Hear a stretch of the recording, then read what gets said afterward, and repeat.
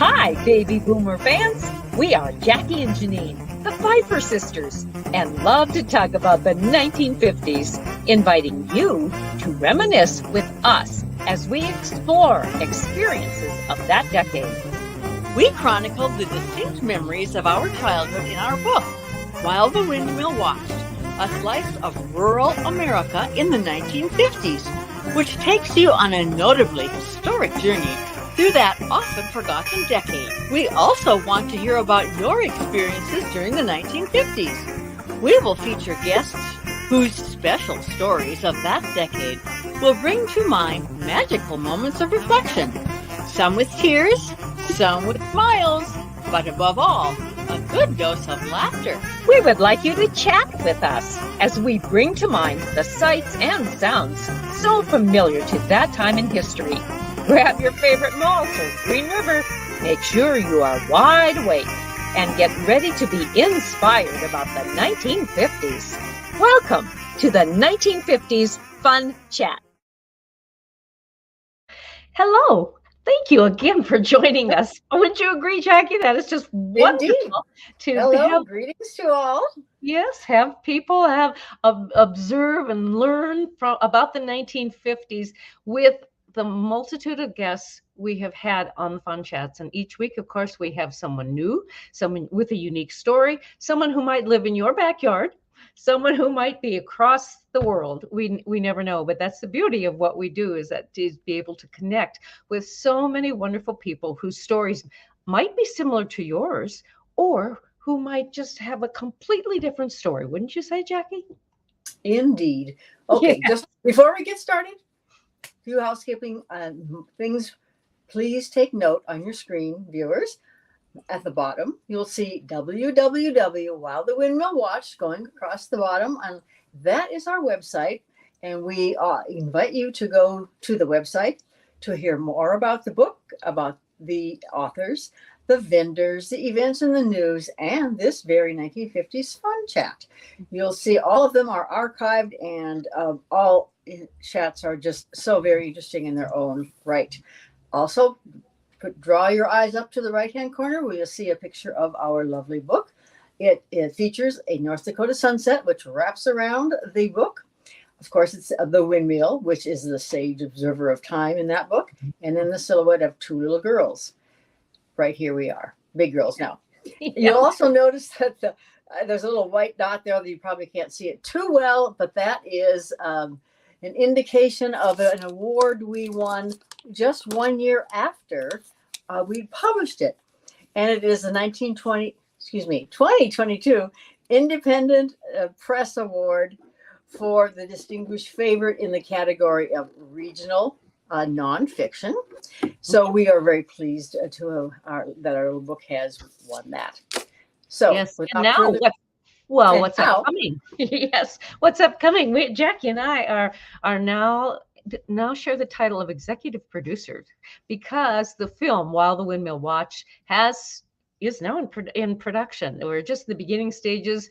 The story is being built by the writers of the script, and it will be an exciting film once it comes out. So we'll keep you posted on that, and that way you can get excited about the premiere of that film when it is introduced to the public. Okay, yeah. Jackie. So today now we would like to have you meet Florine Swanson, who was born in 1942 at Cedar Rapids, Iowa. And it was snowing that day. Yes, it was in September, and it was snowing. She grew up on a farm near Norway, Iowa, along with 4 younger brothers. After graduating from Iowa State University, she married a fellow Iowa State graduate, Ronald Swanson, and moved to a rented farm in Wright County in north central Iowa. There they raised 3 sons who also graduated from Iowa State University. Florine and Ronald have welcomed 12 grandchildren into their family. In January, their first great-grandchild was born. Her husband, sadly, passed away a year ago.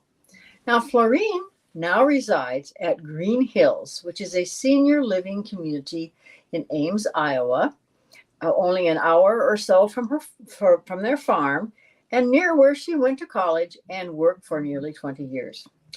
Florine, welcome to the 1950s Fun Chat. Yes. Thank you for asking me to join you. You're very welcome. Mm-hmm. So, Florine, you were born during World War II. And so how did this impact your life?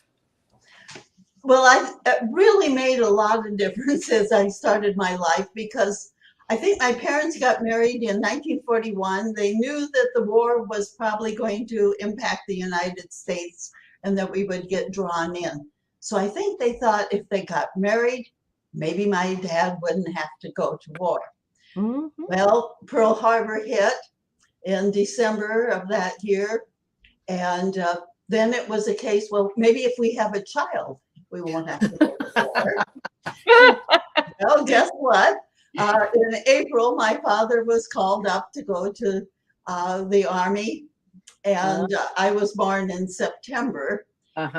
So he was off eventually in California, Alaska, the Aleutian Islands, and eventually to the Marshall Islands in the Pacific. My mother was home on the farm with myself. She was born, when I was born, I had the care of my aunt who came to live because my mother ended up with blood clots in both of her legs, and so was bedfast for a couple, well, I think for almost 6 weeks. There was a point in there they weren't sure whether she would live or not. I go to the point that I think back and said, you know, it was pretty easy that I could have become an orphan. Between my mother being so ill at the beginning and then my father being in the war, he eventually at the Marshall Islands lost his left hand, or at least 4 of the fingers that were from a piece of shrapnel. That helped save his life in a way, he said, because most of the men in his unit eventually were killed. But in his case, he was taken back to Hawaii and then to Battle Creek. So that was the beginning of my life. And my father didn't see me until I was almost 2 years old. So we always talk in home economics and child development about the first 2 years are the most influential in a child's life.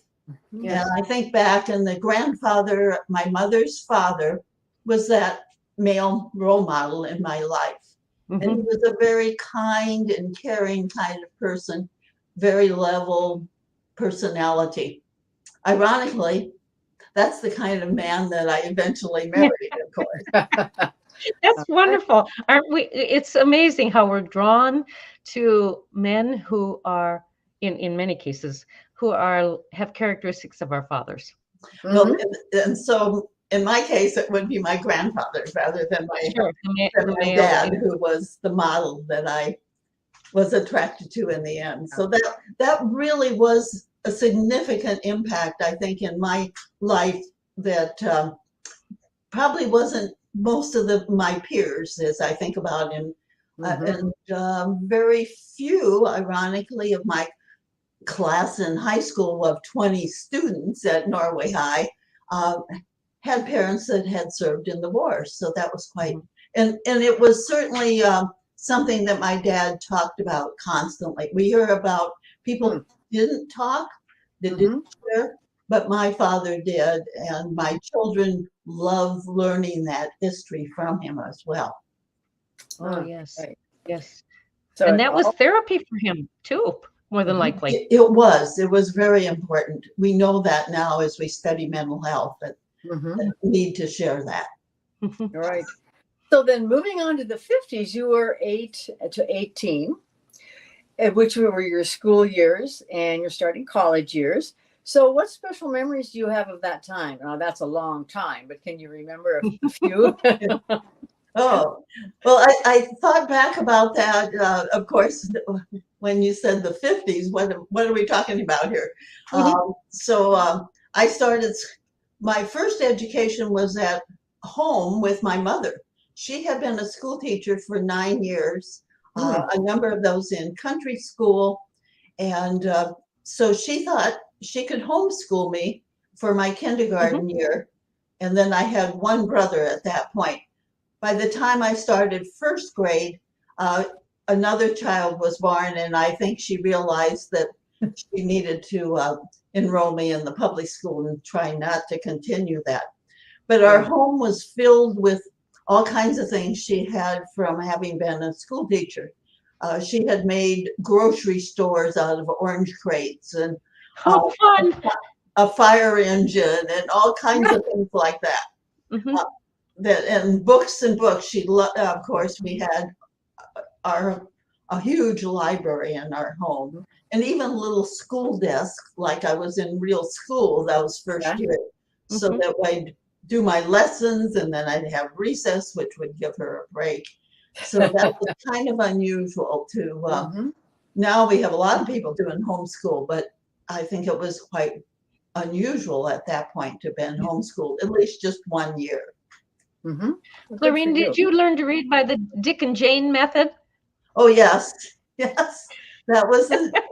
But you know, my mother had me. I probably could have gone into second grade. She had pushed through. We went to the the superintendent's office, and so we took in this huge stack of workbooks to prove that I was ready to move into first grade.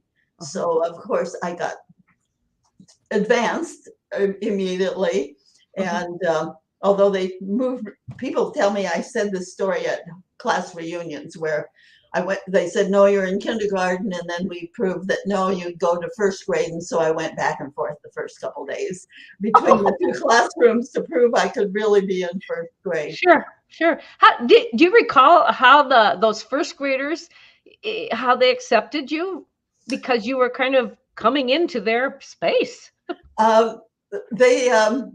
They tell me, you know, I don't remember this, but they tell me that they really didn't want me in the class because they already had this relationships. Now we were a community that had 2 elementary schools. Of course, we had a Catholic school and a public school, and so a significant number of those young people then joined at 9th grade or high school because they went to the Catholic school through 8th grade.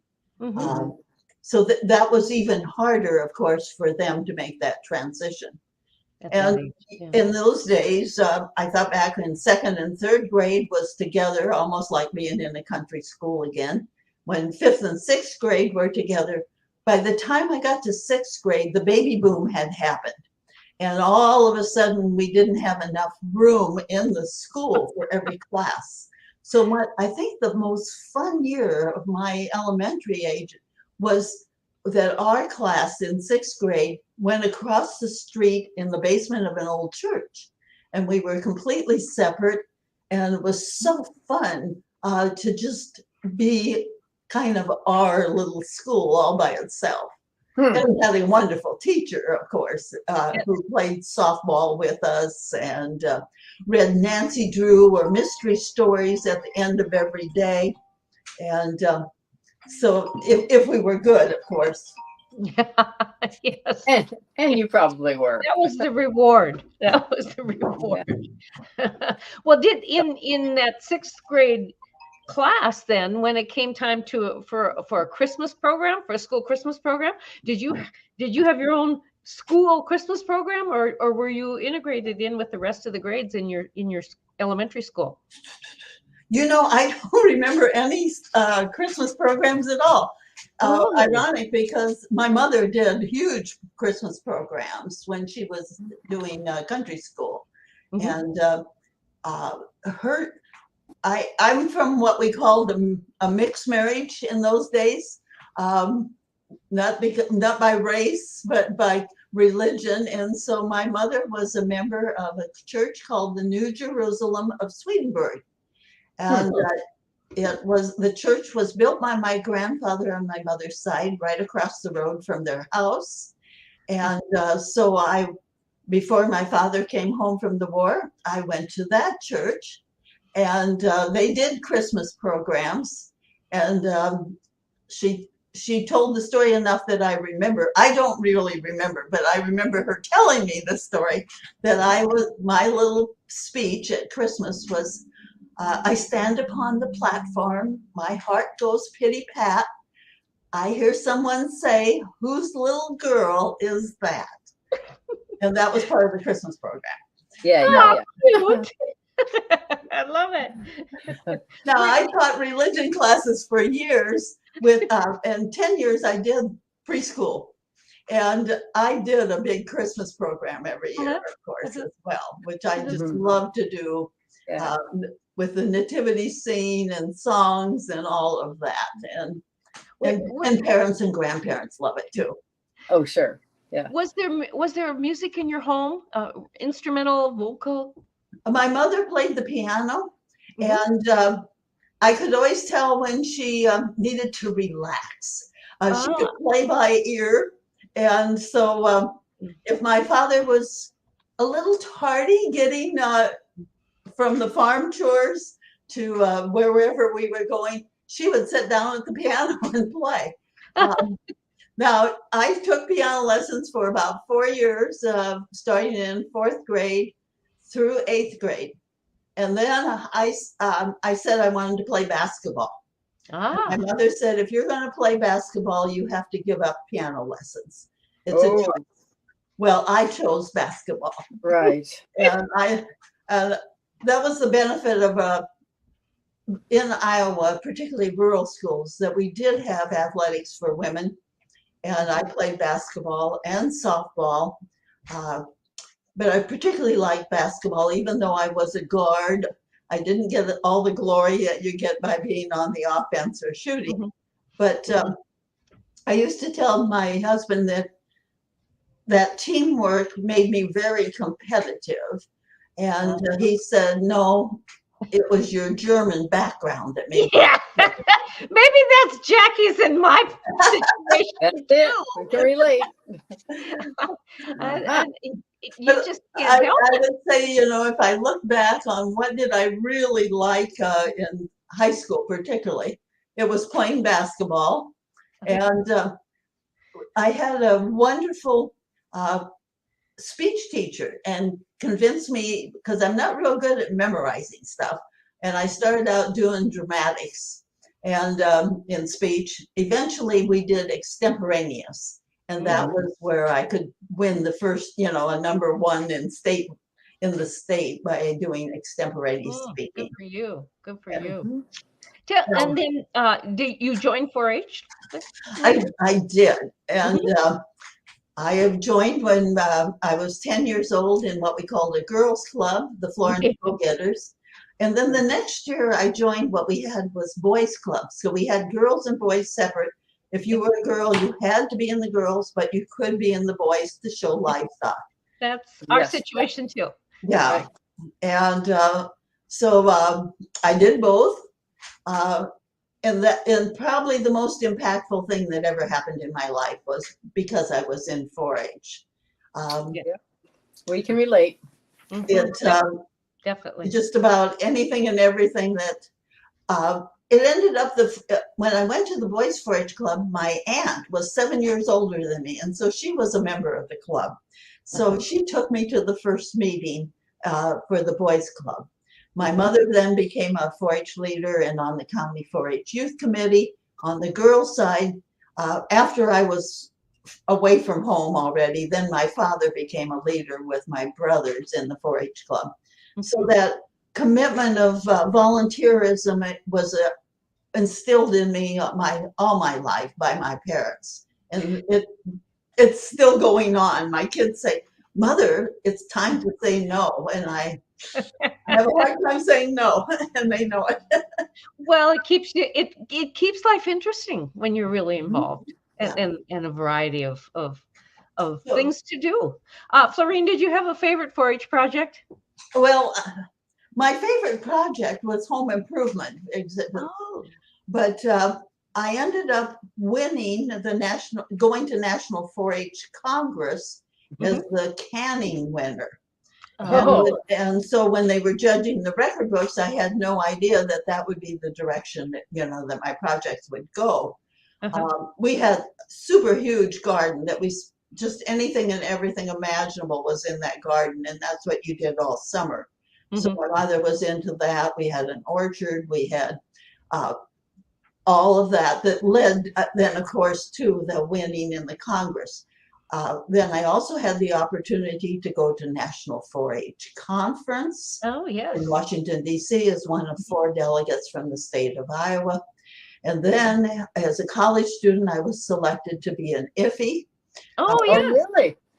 An international 4-H youth exchange delegate, went to Germany Okay. for the 6-month program. And it was 1963. Some of you will remember that year well, as I happened to have the opportunity to be in Berlin when John F. Kennedy spoke at the Rathausplatz. Wow. Little did we know how meaningful that would be, because we came back for our debriefing. We were sitting in the Memorial Union at Iowa State University. There were 7 of us that had been IFEs from Iowa that year. And we walked out of the meeting room and we learned that Kennedy had been assassinated. Mm. So it made it even more meaningful as a result of that. Certainly. Yes. Our family had hosted a couple different IFEs. One was when I was 6 years old, Olga Roth, and she was from Uruguay. She was like a big sister to me, and so kind, but did not know the English language. And so we always had a little English-Spanish dictionary that was on top of the refrigerator. And anytime Mom or Dad couldn't understand Olga, Dad would say, well, get the book. So and really by then, because we were farmers and we really never went on any vacations, Exactly. that was the first time that I knew that there were interesting sights to see around the state, because Dad and Mom wanted to show Olga what North Dakota was all about. Yeah. And then our second one was when we were in high school, and this was a short-term IFE, and she was a high school girl too from Canada.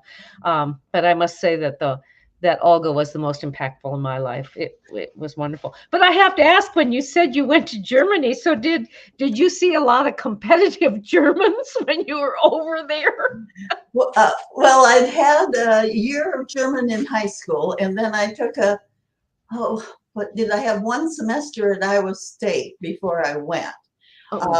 But did I speak German? Of course not, and if they're all speaking in another language, you're saying, oh, they're talking about me, of course. That's kind of what goes through your mind when you aren't sure you understand. Well, I wondered, as Ron said, that your German makes you competitive, if you noted that throughout Germany when you were there. Well, the first home I was at was very close to France, and the family had a little restaurant outside of their home.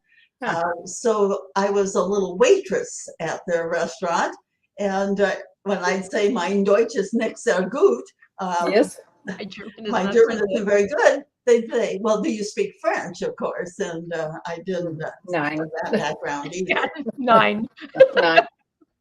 So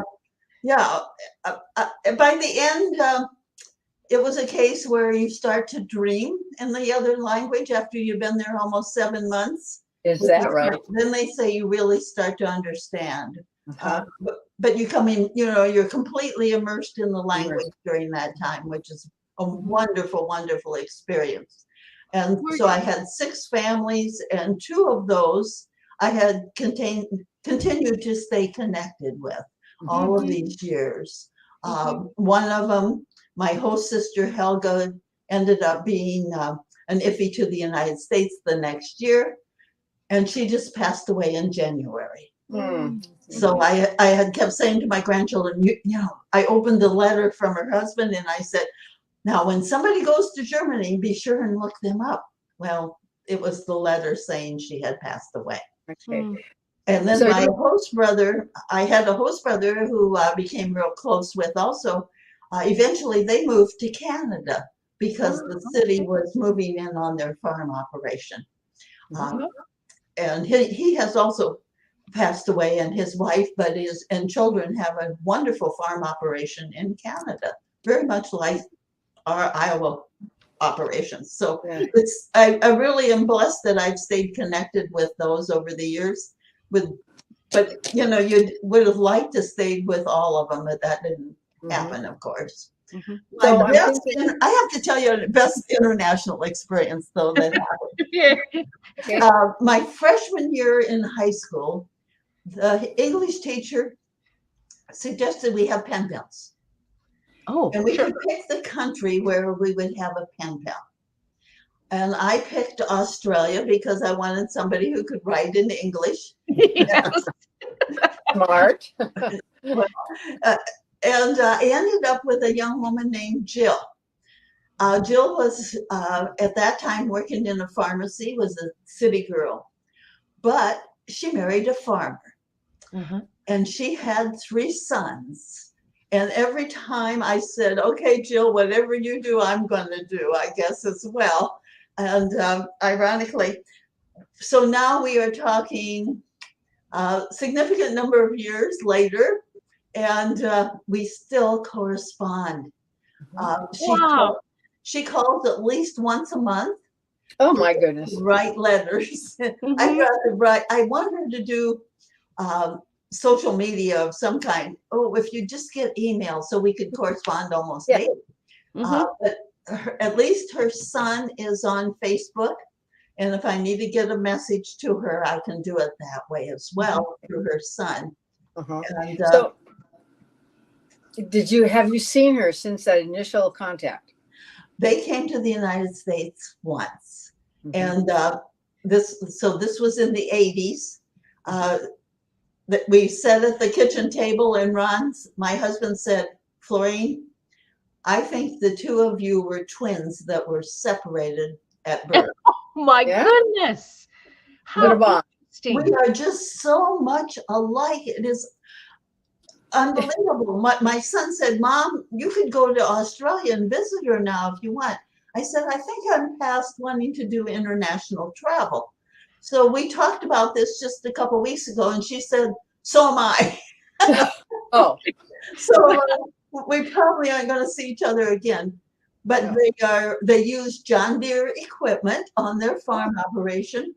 So they came and their John Deere dealer has brought his major customers to the United States, Moline and Waterloo, to see the tractor productions. So I have had the opportunity to connect with one of the sons on one of those experiences as well. Well, connecting with people, especially the pen pals back in the era of the 50s and even 60s, was far different, of course, what we know now. And I'm curious to know, did you have special writing stationery or a special pen that you used, a fountain pen or ballpoint pen, when you wrote letters to her? It was airmail paper. So very thin, to save on the cost of the mailing. And a lot of those letters took almost a month to get delivered, because they went by ship at that time. I've saved every single letter and picture that she's mailed over the years. Have no idea what I'm going to do with all this because I'm at an age when I'm sorting, but I still have those. Do you recall what an airmail letter to Australia cost? Oh, I can't remember. It wouldn't say it on still on the envelope. Okay. No, okay. Well, if it went by ship, it wouldn't have been airmail, though. I have a 4-H stamp here. Let's see. That was when 4-H turned 75 years old, and it was 3 cents. So for the United States, I don't remember how much it cost. Did you ever have an autograph book in the 50s? I did. Oh, I did. Tell us. Do you remember anything about that? I saved the pages out of it, but it wasn't as meaningful to me as my mother had autograph books, and I inherited hers. I inherited my grandmother's. But yes, that was kind of the thing, particularly in grade school, to have an autograph book. I remember when people would ask me to write in their autograph book, and I had no idea what to write. You're a little child, but mom, of course, it was always the roses are red, violets are blue, that type of thing. but then mom always had something about which was encouraging. And she said, "Sticks and stones may break my bones, but words will never harm them." And she would put that in a book. And I don't know if that was just as an encouragement that when if I was bullied or if I was having a hard time with life, just remember those things pass. Yeah. Well, one of the memories I had of high school was a field trip, to get to go on something special. And my family never went to the movies except in the local town. They would have the Opera House, it was called, above the grocery store. And they put up a screen and folding chairs, and we could go to the movies for a nickel, or maybe 10 cents by then. But one day we went on a field trip for school to see Bill Haley and Rock Around the Clock. Oh, yeah. The movie. And I think now, oh my gosh, can you believe that the school actually allowed us to do that? Right. Well, speaking of which, did you have did you dance to rock and roll music? I was never very good at this. Or listen to records. And the dances to go to were the wedding dances, and then they'd be free. And grew up close enough to Cedar Rapids, Iowa, which had 2 major ballrooms, and then the town of Fisher had a ballroom, and then the town of Fairfax built a ballroom. Eventually, my aunt and uncle even owned that ballroom before it burned down. So that was the chance to go to a dance was if it was somebody's wedding. Yeah. So this ballroom term, that's kind of a leftover from 20s, 30s, 40s when bands were playing. Bands are playing, and people did go to balls, to dances. Yeah. Now, my grandparents, if we want to go back before we had the dances in their home. My mother's parents, my grandfather played the fiddle, my grandma played the piano, and the neighbors all came and they rolled up the carpet and they would have dances at their house. My father's father had a dance band, and so as a child, I saw all these instruments up in their attic. The band had disbanded about the time my parents got married because the oldest son in the family died of an aneurysm, and he was in the band, and so my grandpa stopped the band. But I think that was partly why grandpa was willing to buy another dance hall and got back into that because he cared about that. You happen to know what happened to the instruments? Where did they end up?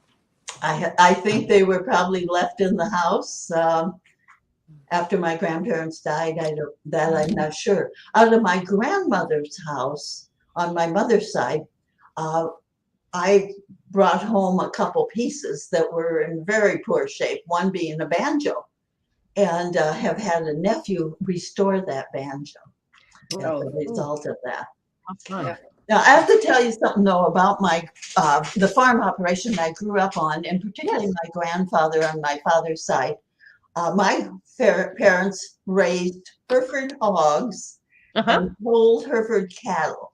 And the Hereford Hogs my grandpa was part of the group of about 2 or 3 men who did all kinds of genetics to get the breed to look like the Hereford cattle.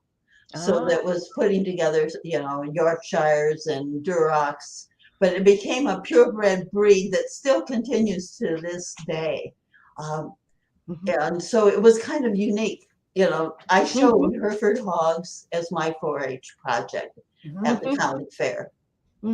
So, I mean, from what I recall of my livestock judging days, the hogs that names end with Shire, Yorkshire, Berkshire, I think their ears flop down, and those that aren't, and then Shire, I think they are upright. What were the Hereford Hogs' ears like? The most I remember is all the pattern, and I think they went up rather than down. Yeah. And how did you go about getting them ready for showing back then? Um, I think Showered them? it wasn't the big, we were not into big competitive showing, okay? We watched them and we went to the county fair and it was always fun to be able to show livestock. Now, but my mother, of course, with the home economics projects, I always had exhibits get to go to the Iowa State Fair. But they did not let me show hogs beyond the local level, even though my father showed livestock, particularly cattle, beyond the local level at pulled Hereford shows throughout the area. Were you ever able to stay in the girls' dorm on the state fairgrounds? I was. The year that I was in the fashion review, we stayed for a whole week at that time, rather than just coming in for a day like they do now. So we would stay in the dormitory and go down and listen to presentations and be a part and went to the shows in the grandstand. Probably the most unique experience is they would come in and had a presentation by Yonkers on lingerie and fitting garments for girls. And some of the girls got to model girdles and other paraphernalia that we would wear to make ourselves things of the past. If you volunteered to do it, which seems kind of, you got to keep it, which was the benefit of having been a volunteer. I didn't volunteer for that. well, you probably went to the Yonkers Tea Room then as part of this. At that point, yes, we got to go to the Yonkers Tea Room as well, which was all of those things were really, really special to get to do. Yes. Yeah. Well, Florine, we're nearing the end of our fun chat already. It's gone quickly. It really goes fast. Yes. Yes. As a young girl, I did get to go to the state fair early on, and in the process of doing that, I remember saying, "Oh, I wished I could be at the Iowa State Fair every day." Well, I became the executive director of the Iowa 4-H Foundation, and I got to be at the Iowa State Fair every single day for the 18 years, doing the trade show, supporting 4-H. Was it as exciting as you thought it would be to be there that entire the 10 days? Oh yeah, and even before that, I worked at the Iowa State Fair and stayed in the dormitories as well every night. When I was still a college student. And that's how I met my husband. That very first year, and I was going to be a freshman at the university, and he was going to be a senior. So he was working at the youth inn as a chaperone and checking in the kids. And I was working under the grandstand at that point, which is where the 4-H exhibits were at the Iowa State Fair. And here was this young man sitting in this green chair. He doesn't remember, he shouldn't have been sitting there, but he said he didn't do that. And so that's how I remember seeing him for the first time. But eventually, one of the staff members, Marie Bishop, said, "Florine, I know this nice young Catholic boy. He'd take you to church on Sunday." And he did. And so, in fact, he took me to church a couple times before he ever asked me out. Now, he said, freshman girls are fickle. They never stay with the first guy they date. And so that's why I never asked you out. And he already knew what was going to happen, didn't he? I don't know. I have no idea. So I did date other guys before him. Yes. And eventually called him one day, checking on another guy, and he said, "Don't you know how I feel about you?" My heart went in my throat. And somebody said, "Well, what did you say?" I have no idea what I said, but eventually we started dating as a result, and the best thing that ever happened in my life. Oh, wonderful. 4-H. Yep. Yep. So, yes, he came So from maybe, a strong Janine, maybe she's background answered the and- question. Okay. Florine, can you pick out one fun time in the 1950s that you recall? I thought back, and I grew up with 55 first cousins. Oh my. Oh, mercy. All of them living within, I think, 10 miles of me. Yeah. So to have that huge extended family and those special relationships that continue yet today with those cousins is pretty unique. I mean, Right. it just doesn't happen today because families are so scattered Yes. in contrast. So I thought back, and that probably was one of the special things. And of course, I just told you that, of course, the most important thing that happened right at the end was to meet Ron. You Mhm. bet. Yep. How wonderful. That's- How wonderful. Yes.